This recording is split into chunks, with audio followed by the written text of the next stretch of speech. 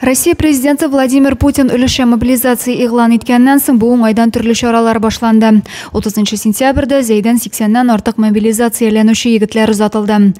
Хәрби җыен энергетик мәдәният сарае каршында уза. Егетләр белән саубуллашырга якыннары, туганнары битараф булмаган бик күп зәйлеләр килгән.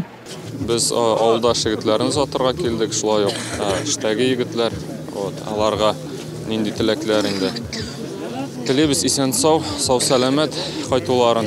Һәм без ышанабыз, без аларны көтәбез. Biz авылдаш егетләребезне узатырга килдек. Аларның исән-сау әйләнеп кайтуларын телибез.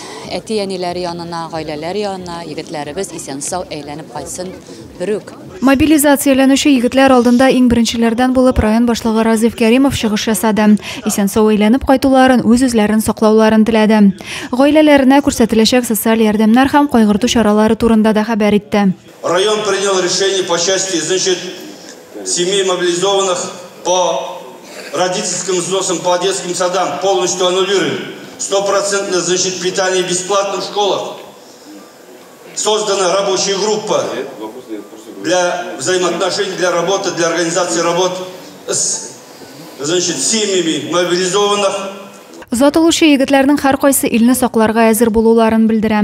Яхшыга өметләнеп, исән-сау әйләнеп кайтырга вәгъдә бирделәр. Алар иң элек Казанга җыелу пунктына юл тотачаклар. Ай дәвамында хәрби пунктта махсус өйрәнүләр узачак. Инде Раббим хәерле җиңү казанырга Раббим насыйп ит. Күзгә күренә торган дошманнардан Район имам мөхтәсибе Фатих хәзрәт һәм Сергей Атакай хәер фатихасын алып мәдәният йорты алдында озатырга килгән якыннары янына саубуллашырга ашыктылар. Мәйданга җыелган меңләгән зәйлеләр хәрби бурычын үтәргә китүче ир-егетләрнең исән-сау әйләнеп кайтуларын теләп калдылар.